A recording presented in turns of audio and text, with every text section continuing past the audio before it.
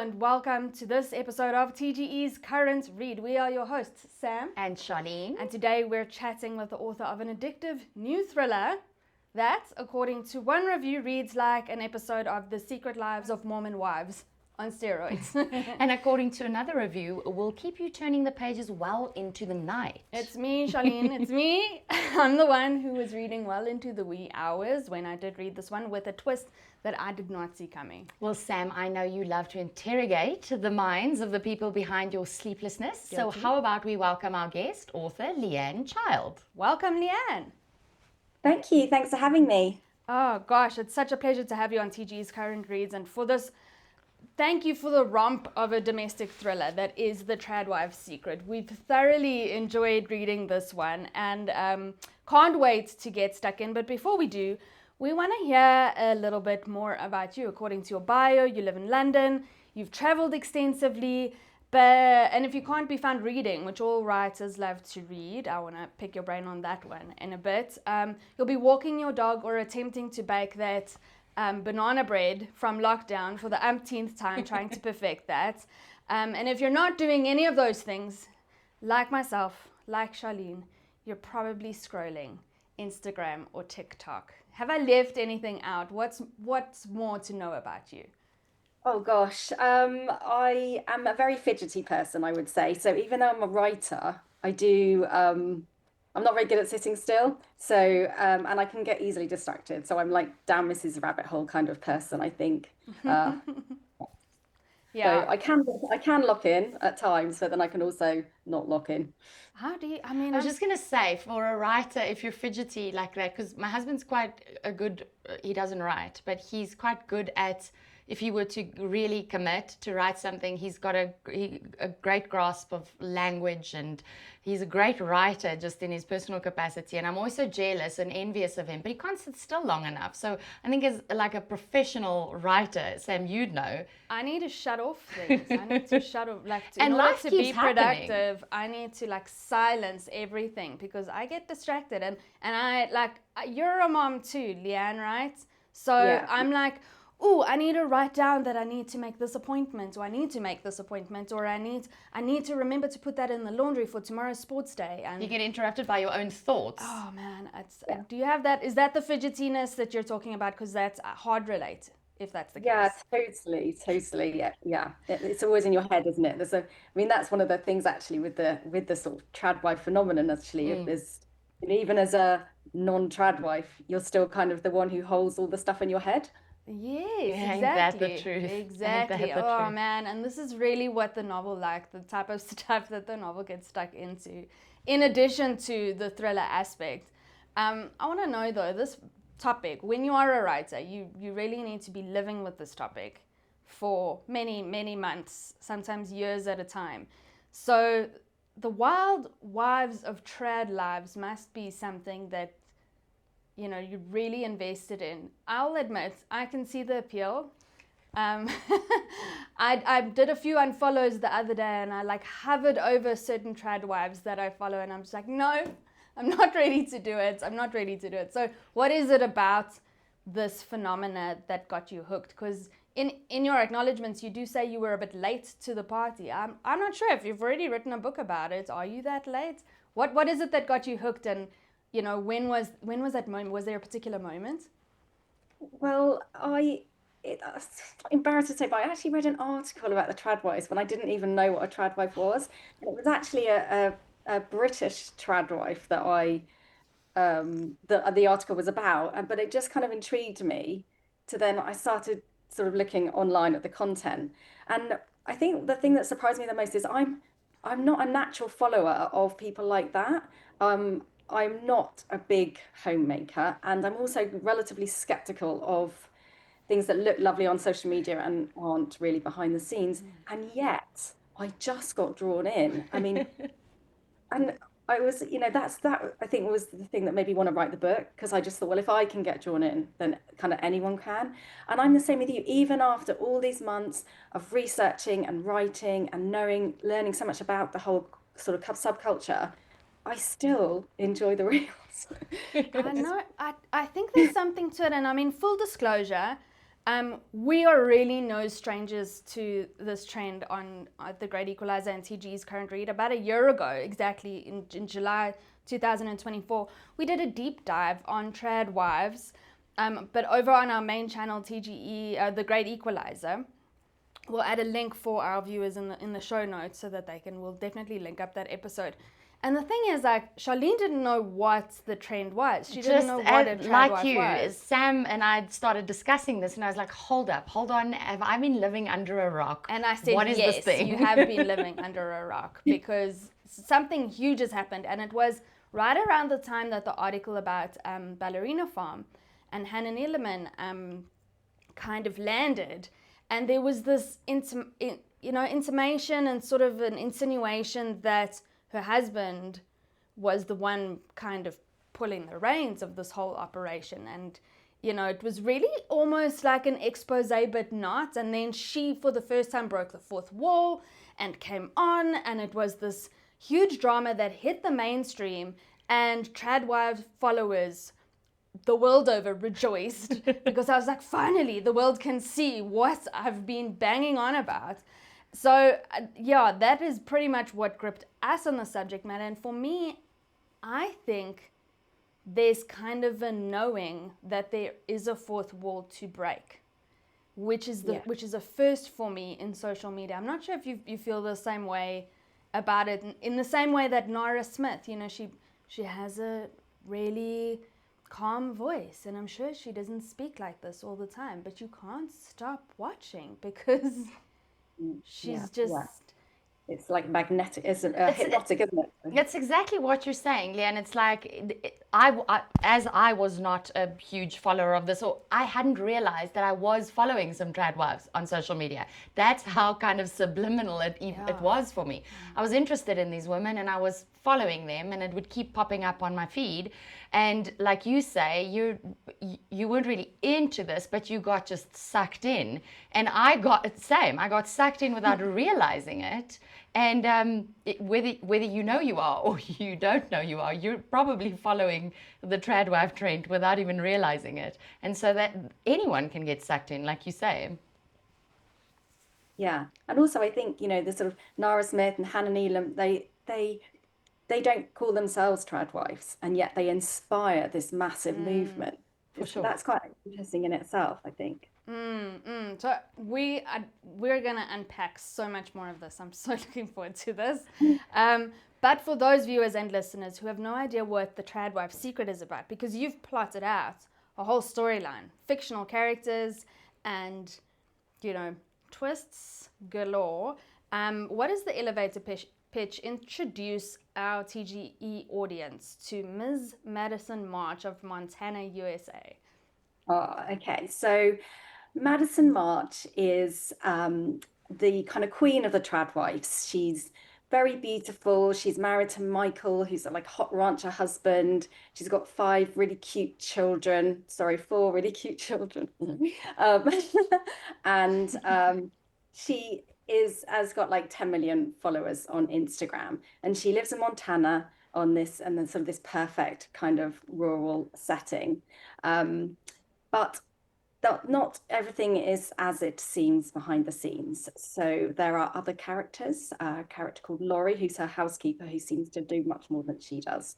Mm-hmm. And then a new tutor arrives from Boston. He's like a Gen Z from Boston, who kind of gets to understand that life is very different behind the social media filter. And Madison also has a very big secret that she is desperately trying to keep hidden, but other people are trying to expose it. I'm not gonna lie, I would love a bit of a Laurie in my household. I was a little bit jealous. I'm like, only a little. If I could look like the one that does all the work, but there's a Laurie. To be fair though, I don't have a Michael. That's true. I don't want a Michael. So I do have, maybe I do have a Laurie in my husband. Shame. Although, okay, so I want to talk about reception of the book. Moving on from my really bad joke. It's the Tradwife Secrets. Liane has been on the shelf for a little over 2 months now. So I would say hot off the press. It's, it's still kind of burning holes in people's bookshelves. and waiting for purchase on in our bookstores. So what has reception of the novel been like to date? Because you still have a lot of readers who need to be introduced to the book, but I'm sure a lot of people who have gotten really stuck in. What has it been like? I mean, it's been brilliant. I think actually for me, the article coming out in the Times last July was like, yay, because it did take the Tradwife phenomenon into the sort of bit more of the mainstream, which was great for the book. And I think just, it is in the kind of front of people's minds, this whole idea. So the sort of reviews I've had so far have been really positive. I mean, I did have my first review from a Tradwife, and that was quite terrifying. But actually was really positive, and she's sort of talked about how, I'd sort of brought out, so she was kind of an ex-Tradwife, but Okay. I'd sort of, portrayed it exactly as it was, so which was, both kind of relief, but also quite shocking as well. So that there are these people living this life. Yeah. I have to just say, and I know that it's fictional, and I'm not a tradwife, so I think the way you portrayed it from my perspective seems really authentic and real. And that's probably something I'm not entitled to comment on because I'm not a tradwife, but the way you portrayed it for me was quite accurate from my perception of the movement or the concept. And then secondly, I do love that there's this little golden thread, or I found a little golden thread of a reminder that, and this applies to social media in general for me, is just that nothing is as it seems always. That what we see on social media is the highlights reel of people's lives. And as women and as mothers, it's so easy for us to compare ourselves to others' lives and the way they do things. And so I loved that there was this is how it looks on the surface, and this is how it actually is behind the scenes. Just as a little reminder, Sneak peek behind just the a little scenes. reminder to women and to people to don't compare yourself to anyone else. Nobody really has their shit together. It might seem that way, but if they do, they have a ton of support behind the scenes, or they're lying to you. Yeah, I think that, with TV and films, we've always known that it's not real.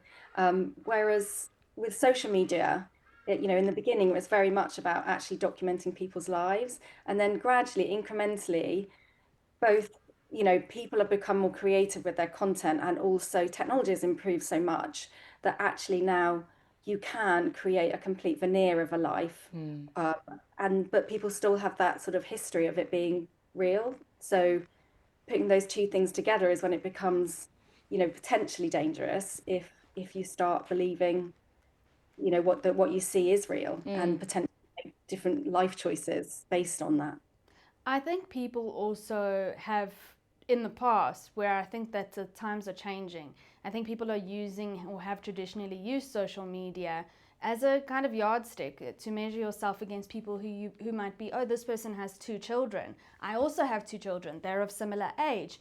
Let me see how she parents. So when people who are so out there with their quote unquote like sharenting, no judges on that, but when people are out there with how they parent, it gets easy. And so the tradwife phenomena, when it really took up, there was a little bit of like aspirational but also kind of guilt inducing. And I must admit, Liane, I listened in on your BBC Women's Hour interview, and something really interesting there was shared in how a stay-at-home mom is not necessarily a tradwife, and a tradwife is not necessarily a stay-at-home mom. And I think that was a key like definition here, and how women identify themselves in these roles is really important to take note. And I think that it is also successfully kind of shown, not told, specifically in the book, of how a homemaker is not necessarily the face of what's going out in social media. Yeah, I think that, the tradwife, it comes with a hashtag, it is a social media phenomenon. And within that, that's the sort of element, is it recruitment? Is it kind of boasting? Is it, just wanting to make money as a content creator, but and so being a stay-at-home mum is different. And I really wanted to be, I do actually have my opinions on that, but I really didn't want to be judgy in the book, because for lots of people, for lots of different reasons, some kind of, out of like the desire to be a stay-at-home mum, but sometimes it's like practical things, like literally not earning enough money to pay for childcare. So there's different elements that make people choose to be a stay-at-home mum, and I didn't want to kind of judge them in any way, because that it totally works for like so many mothers. And there is elements of all mums feel guilty, don't they? It's like if you work you feel guilty, if you don't work you feel guilty. It's just and I just didn't want to sort of put any more kind of guilt on women, but at the same time kind of show that that it can create an imbalance in a relationship if you are kind of at home, not earning any money, potentially isolated if you live in sort of a rural area. So but it was just it could happen, not that it you shouldn't make these choices. Right, like so to be successful on Instagram or TikTok, as Madison March, your protagonist, shows, you need money. And that is a key differentiator that not a lot of people think about, and it is something that crops up in the book that you really showcase quite nicely. So you can run a homestead, you can be doing the tradwife thing, be a traditional wife, and as Wikipedia suggests, a tradwife is a woman who believes in and practices traditional gender roles and marriages. Some may choose, so that's a heteronormative marriage, which is very patriarchal. Some may choose to take a homemaking role within their marriage, or to leave their careers to focus instead on meeting their family's needs in the home. There's a key differentiator when you put that online and when you're earning an income from it. So you can run a homestead without being online. So is it that bad? Is domesticity itself really that nefarious, or is curated domesticity the evil element? Evil element. I mean, domesticity has to happen, whoever does it. It's not like we have to clean our houses and wash our clothes and make our food and all that kind of stuff. So it's an essential part of living, and it should be not celebrated exactly, but it shouldn't be sort of downplayed as something that's kind of drudgery. But to have that kind of fake polish that tradwives put on it, to make it that it's all absolutely, you can do it dressed up with full makeup, and your kitchen will always be clean and everything will come out perfectly and your children will love it and they will help with the cooking and clearing up and just be grateful the whole time. That's just not real life. And yet, as I said earlier, even though I kind of know that, I could watch these reels and think, oh, maybe I should have 8 kids and live in the middle of nowhere. I'd have more help around you if I had more children. That's an inappropriate joke. Look, I often want to throw in the towel and just be like, I could just be baking bread right now. I could just be baking bread. I don't mind waking up at dawn if I'm going outside to milk the cow. I actually don't mind that thought right now, as opposed to some days, I think we all get kind of sick of our lives. Having to navigate traffic and cell phones and emails, and if you were to just throw all of that out, the baby with the bathwater. And have a quiet life. And just wake up in the mornings and smell the nature and hear the chickens crow and go milk the cow. No, the appeal is there. It's funny every day. You do? You think about that every day? No, I was saying, and it's always sunny every day. It's always sunny every day. Sorry, I broke up a little bit there. Yes, it is always sunny. Yeah. But I mean, I think there's something in that. We were, over the last sort of maybe 30 years, we've been told that we can kind of have it all as women. We can work and we can do all this, and we've got all these choices, and that we're sort of discovering that having it all is a bit more like doing it all. And we're talking about our lists in our heads of we have to work, but we have to do most of the childcare, and even if we're not actually physically doing the childcare, we're thinking about the childcare and the schedules and the what needs to happen next. Yeah, exactly. And everyone's a bit tired, and you think, oh, do you know what? Actually, just having one thing to focus on might be quite nice. I think it hit a peak. It hit a peak for millennial women, right? Where we just like, You're so right. I never thought about that. Like, having it all is not the same as doing it all.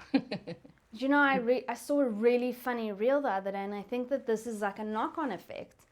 In our previous episode, Charlene and I spoke about the pendulum effect of like, you know, progressive feminism, and the kind of reaction to that is what's happened with the Tradwife phenomenon. And it really is oversimplifying it. But what I've seen is a further knock-on effect of like 18, 19, it was one reel of an 18, 19-year-old girl who was filming her pregnancy reveal to her parents, okay?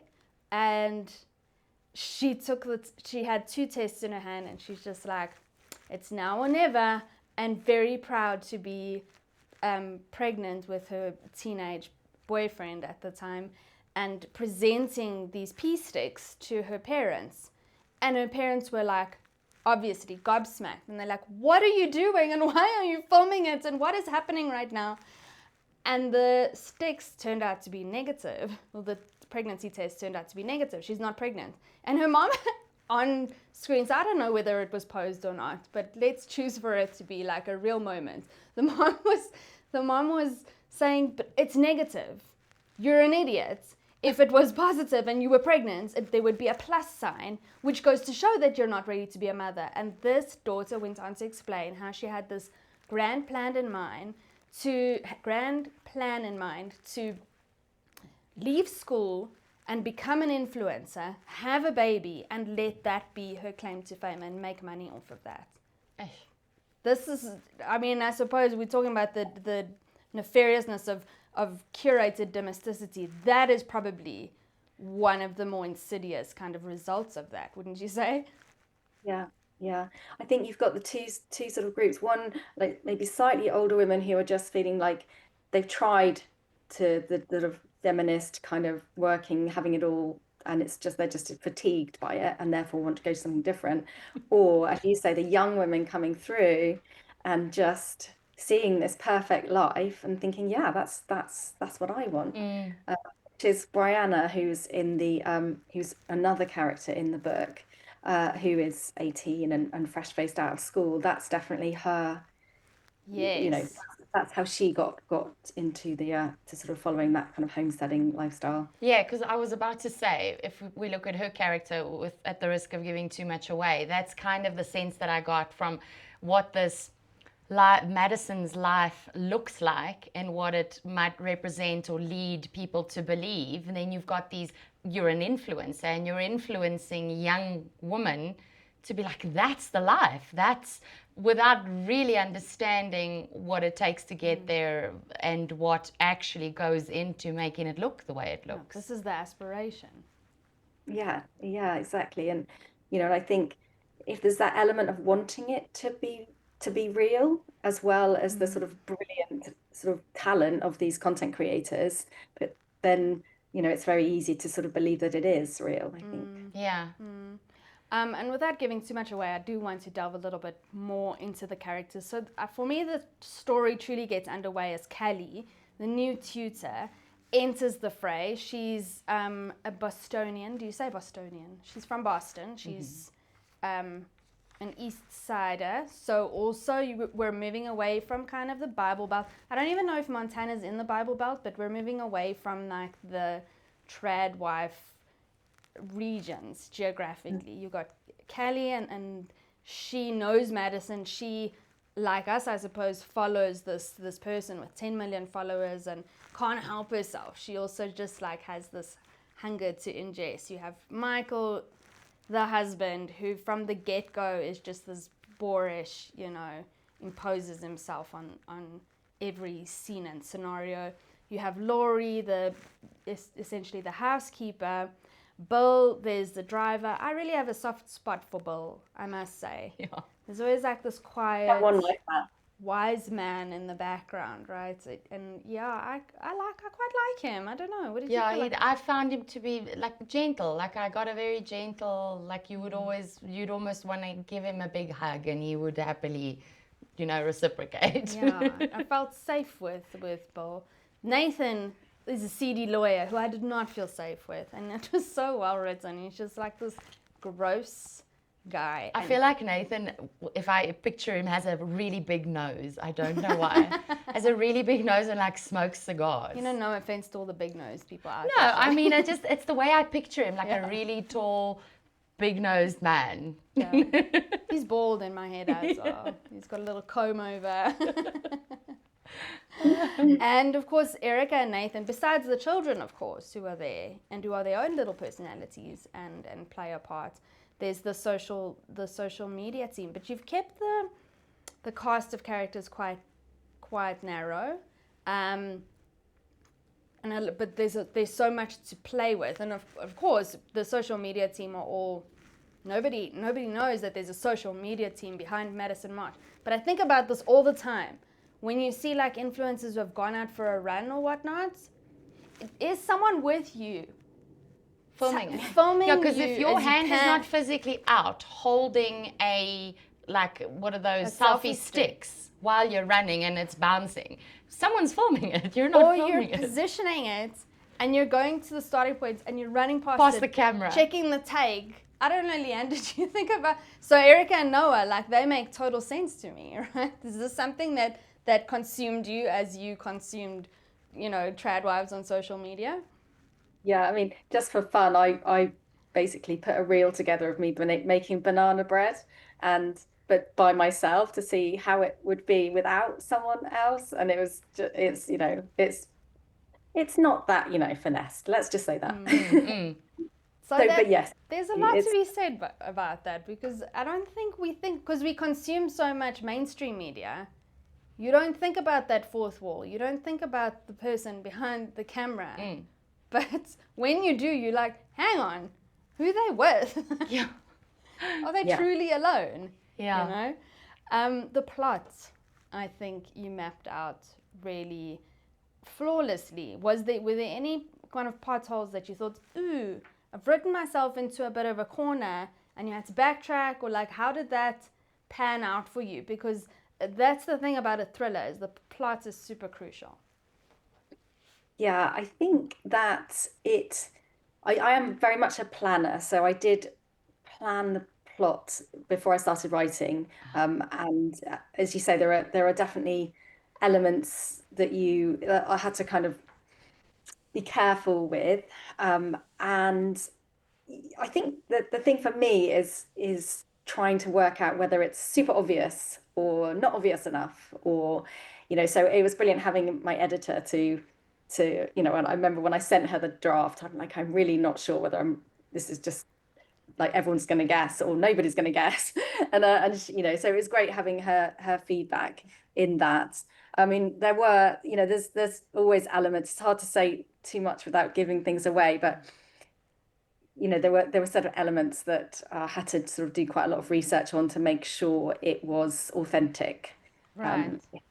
Makes sense. I'm not probably making very much sense, am I? Sorry. Well, no. Well, we need to kind of also be vague about it, because we don't want to give away those crucial plot twists. I didn't. Exactly, listeners. If you want to know what we're talking about, go get the book. You gotta get the book. There was that.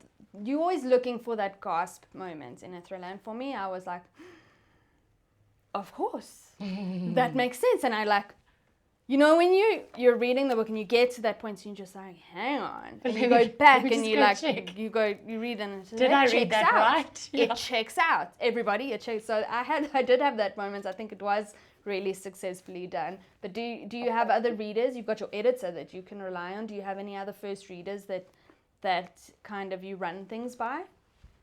Well, my dad is actually. I saw in your acknowledgement I love that you were thanking your dad, and I thought that was so cool.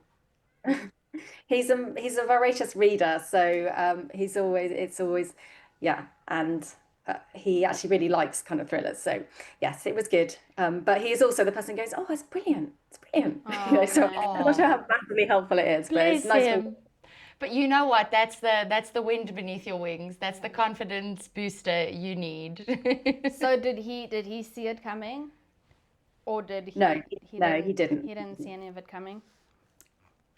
Yes, Good man, he was quite intrigued more, I guess, by all the sort of the themes around misogyny and the kind of the sort of gender roles and so on. Sort of, I think he saw a new side to me. I was gonna ask you about that because when I read that, I was like, okay, I wonder how old her father is and what his take was on the gender roles and the sort of stereotypes as the story progresses. So it's interesting you mentioned that because that actually, I wondered about that. Because, I mean, our parents grew up in a different time. I don't think my dad would have the foggiest what a tradwife is. I really don't think so. Neither would mine until I sort of forced this book upon him, to be fair. I love it. I love it. That's Bless so cool. your dad. Send well wishes Yay, from Dad. us to him. That's so great. The setting I do want to touch on. Okay, so Montana, I mean, it does lend itself to that lifestyle, and I'm sure that there are homesteads. You would have done your research on that. There are homesteads in Montana, but I'm curious as to why you opted for Montana as opposed to the more obvious Utah, which is the center for Mormonism in the United States and is essentially where momfluencing originated. Kind of originated, yes. Yeah, momfluencing, and then out of that, the tradwife tradition. Yeah. And I did originally look at Utah, but I didn't want it to be too religion focused as they are Christian, and in that sort of that kind of type of sort of community, but I didn't want it to be about religion, so I thought setting it somewhere that has that rural kind of red state kind of sense about it, but isn't quite as much so as Utah. Have you ever traveled there, Liane? Have you ever traveled to the States, to Montana? I have been to the States a lot, but I've never been to Montana. Okay. So which I was really conscious of, but I actually watch lots of videos on YouTube, and this is actually kind of almost going back on what we were saying. The videos, the home holiday videos, whatever, that have got like 200 likes, but they're so real, and they give you a sense of what the places are like. Because it also, Brianna lives in Wyoming, so I looked at both those states. And yeah, I just thought, gosh, actually, this is where social media really helps me as a writer, because, I also watched Yellowstone actually after I'd written the book, but, which is obviously set in Montana. And it was actually quite just reassuring to think, oh yeah, this is kind of how I described it. Okay. Or, would have been like, oh no, nothing like it. I got it right. Yeah, exactly. So, but that is obviously the kind of polished version of the state. So it was good to be able to sort of look at real people's holidays in Montana. That's interesting. I would never have thought about that. I would have gone for the kind of more curated content, but to look at actual holidays, yeah, that's the real stuff, like the grit right there. And I think that the internet is so great in that way. Like, God bless the internet. We moan about it daily, about being connected and overly washed with information. But for writers, there's a real way that we can really delve into another world without physically being there. And I think that was, I mean, just goes to show. I'd think of Montana now, and I'll think of those starry nights, and I'll think of the, wide expanses of land, and the sunsets, and the sunrises, and the people, and that. And I'd be interested to go there now, having read this book. Yeah. Liane, I do think, though, you manage as well to bring levity to a subject that, I mean, when we were into it last year, I was really bothered by it. I was like hot under the collar around this. And I think that your books like yours, I haven't come across another one like this, but your story brought some kind of lightness to what was some otherwise dark subject matter, and can be really difficult. And you say you didn't want to sound judgmental. It can also come across as judgmental if or that you're leaning one way or the other. I think with a scope of characters broad enough to kind of bring the different perspectives. Bring those different perspectives, you're able to touch on and unpack some overarching themes. The obvious, values of tradwives, especially in the States, are pro-family values, right-wing conservatism, pro-stay-at-home mothering, anti-feminism, but you've managed to set it against the backdrop of a thriller. So some really, heavy themes. Did you have very particular points, because you did map it out, You are a planner, you're organized, you knew what you were doing with the story and the plot, but did you have some overarching themes in mind, and do you feel like you did touch on them all? Yeah, I think that the tradwife subculture has it can be, there is some dangers involved in it, and it does bring out the potential for imbalance in power. I mean, some tradwives will happily describe themselves as submissive to their husband, and it is anti-feminist, and it can it impact on the sort of progress of, because feminism hasn't kind of achieved all its aims by any stretch, and so sort of kind of taking that backwards does have an effect on all of us, especially at a time when there's other sort of people, the Andrew Tates of the world, who are also on the male side trying to push those same gender roles as well. So I did want to bring that out, and I did want to, I wanted to entertain my readers first and foremost. It's a thriller, but I also wanted to sort of reflect on the possibility of this lifestyle being dangerous for women. Not that it is, but that there's the potential. And I suppose that also it makes sense then that, I mean, you're living in London, and you wouldn't have set this in London because it's originating out of the United States, and what's happening there sociopolitically is kind of the root of what's kind of spreading out in a wider sociological kind of impact worldwide, right? Yes, yeah. It is bigger in the States, but it is still happening in the UK. And I'm sure other countries. I don't know if you have the sort of tradwife culture in South Africa, or We do, and we actually had spoken about there was one creator who you get a lot of like stay-at-home girlfriends or professional girlfriends, they call themselves in South Africa, and see themselves as, put themselves in a really positive light, and when they're on social media, like they look like they're really living the life. But the danger, and for me, what was really getting me nervous and antsy was the economic dependence, or like giving over your economic independence to a man who I had trust issues. I have trust issues, not with my own husband, but in seeing so many women kind of fall into this trap, essentially. So that I am seeing that trend and the kind of trickle down effect of how it's even the Kardashians have this kind of effect on people. So not particularly to tradwife content, but it's that kind of lifestyle that you're seeing a lot of that trickle down effect in South Africans, that you're like, but you can't afford this. Stop it. Stop doing this, It is, and then it does kind of, I think there's an onus on creators, my personal feeling. And if I am gonna, and Charlene's always hesitant because she's just like, but our whole thing is no judges, and Sam, you sound judgy, so I'm putting myself on there.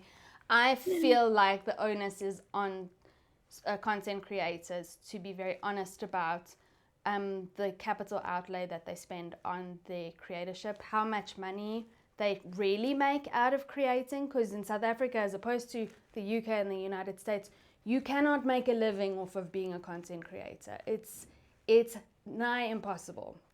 So I think there's a lot about transparency that I have an issue with.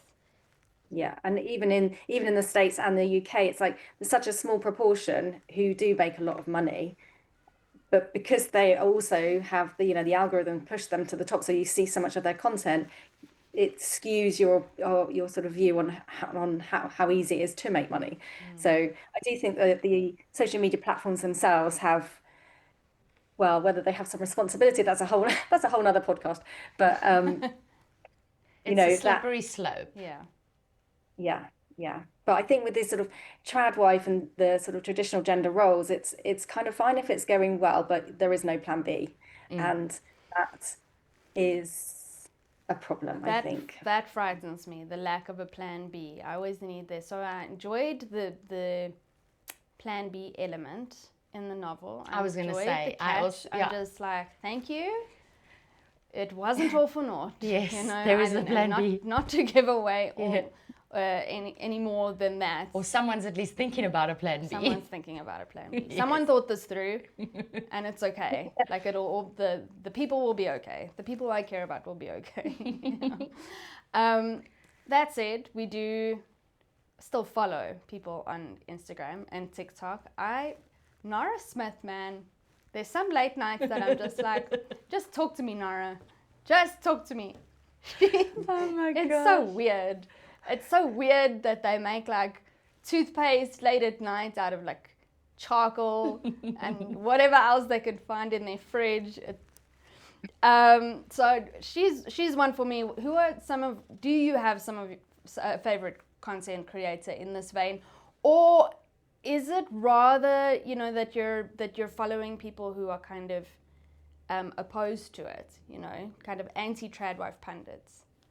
Yeah, I'm a bit of both. I mean, I've got really into the secret lives of Mormon wives, I have to admit, and so I actually followed them for a while, and then I stopped following them because I was like, I need to work. Yeah. So I do, but yeah, there is something about that group of women that's just sort of so addictive. I actually also, I can't help liking Hannah Neeleman. I know I shouldn't, but I just think there's something quite incredible about her. And yet I know it's obviously she's a really good businesswoman. I'm also quite intrigued by how much of it is her husband and how much of it we'll never know. Yeah, I think that's We'll it never for me know. with her, is like, you'll never know the true scope of it. And that's what's so intriguing, because there's so much of it that's really smart. Like you have to be really smart to build this. Yeah. And 10 million followers. yes. Good So God. like, where does her parts begin and end, and his begin and end? And we never know. And I guess it's that unknown that will always intrigue us. Yeah, it's like the casual comments that they drop in, about how, she wants to wait to get married and he said, no, we're just going to do it. But they just kind of just say that as though that's not important. And then you're like, whoa, hang on a minute. Yeah. That sounds, exploitative in some way. Yes. But yeah, it is intriguing, but And I think she's this is also where Charlene and I kind of disagreed in the first time we spoke about Tradwives. Is Charlene's like, but it looks like they're happy. Let them be happy. And I'm just like, but they're imprisoned in their own lives by their spouses, and they have no control over their money. And Charlene's like, but everyone's why is different. You don't know everyone's why. You'll never know. There's something else. And Liane, I wonder if you have something to say about this. There's another trend that kind of, I think it feeds into this, and it's something else that's gotten me really hot under the collar. So I was wondering if that you're heading towards a fascination beyond Tradwives or Tradwife adjacent. So for me, benevolent sexism is my next deep dive. There was a viral video of an Australian gent whose name, thank God, I can't remember. And he was saying how he just wants his women to be able to go on hot girl walks and collect Barbie dolls and brush her Barbie doll's hair and literally mention Barbie. I'm like, grown ass woman, what are you talking about Barbie dolls for? Brush Barbie doll's hair and be able to go on hot girl walks, but she can't be in a bad mood when she gets home. And you know what? If she follows a career, she's going to be in a bad mood. And it took me down this really deep, dark rabbit hole of toxic masculinity that starts with a man going, I just love my woman so much. I just want her to be happy. So I don't know if you've also lashed onto that, or if there's something else that I need to go down a rabbit hole on. I'm really open to any kind of suggestions. Oh gosh, I had this brilliant statistic and now I can't remember it, but it's brilliant in a horrifying way. And it is actually about young men and how young men, the change in whether they believe women can hold senior leadership roles. And it was something like, it's gone from 10% believe that they can't to 50% believe that they can't. I mean, it's something huge. And so I think, for me, I've got a son, and, I think for young men, I think it's that sort of casual sexism it is it's so ingrained in kind of the older generation of men. And while it would be brilliant to change it, what worries me the most is that sort of young men coming through and believing almost more. I feel that it's like maybe a middle generation. You talked about your husband, of these men who are kind of believing that they want to do better and they want to be more feminist. And then there's a younger generation coming along that are like, no, actually, I quite like these sort of fixed gender roles, and so they'll be looking at that content, and I think that's what worries me, and that can take me down a rabbit hole. Oh yes, Or, they're like leaning into their masculinity.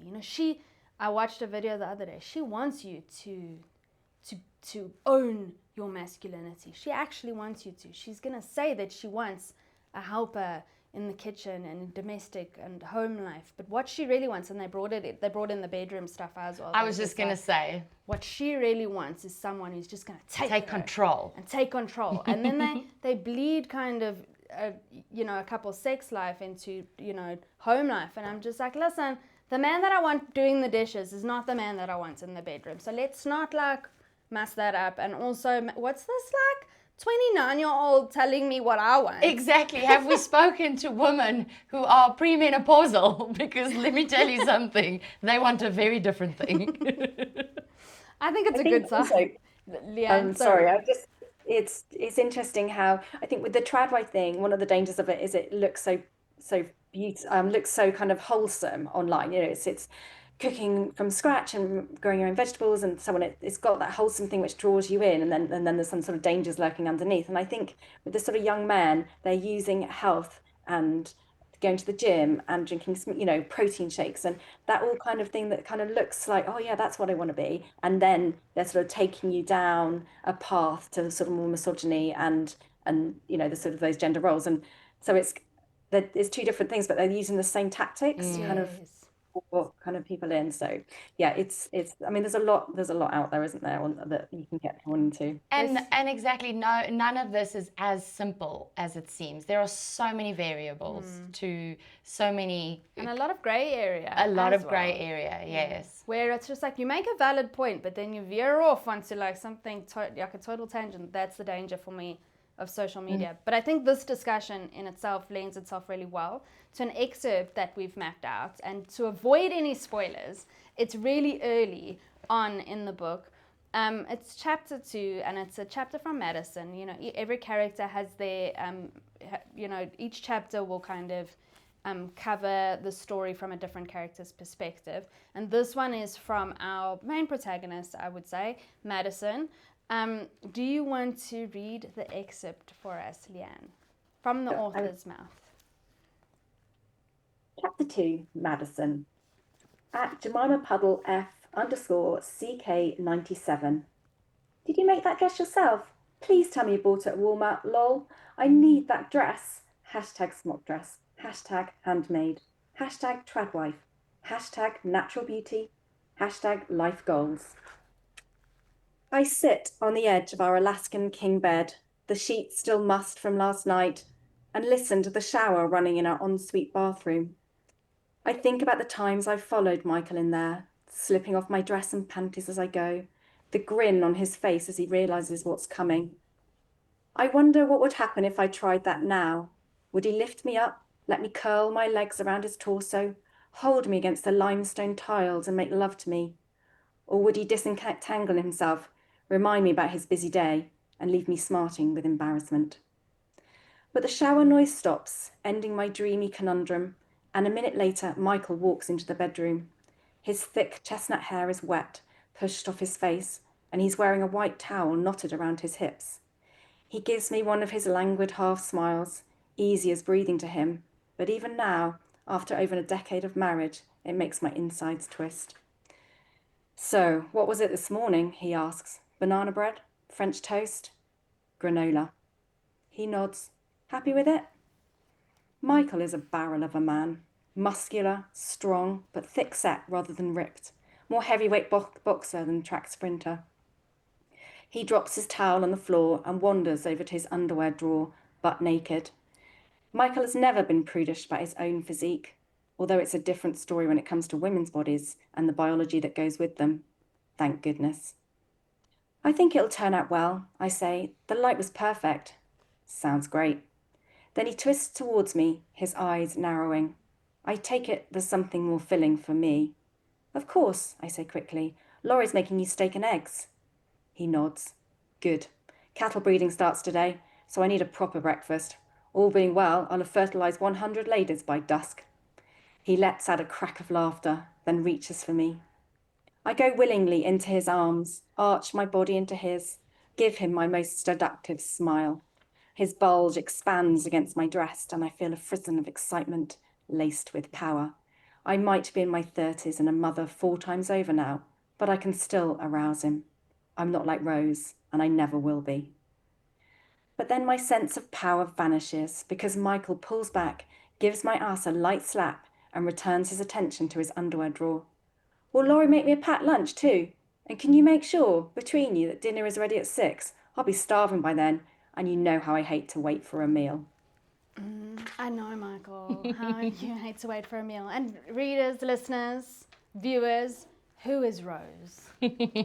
Find out by getting the Tradwife secret, and DM us and hit us up over email, info@thegreatequalizer.co.za, to let us know what you thought about the Tradwife secrets. Liane Child, thank you so much for joining us. I have one last question for you. And some writers don't like this question, but I always like to ask it. Do you have anything else planned? Anything on the horizon for you in the vein of Tradwife or social media or another domestic thriller that you are pursuing? It's early stages, but I am working on another book, which is not a Tradwife, but it's somebody who is also uses social media, trying to make themselves on social media, and it perhaps not going according to plan. Ooh, intriguing. Okay. I love it. Well, I look forward to the next read, and I want to thank you for your time and for joining us on this episode of TGE'S Current Read. Thank you for having me.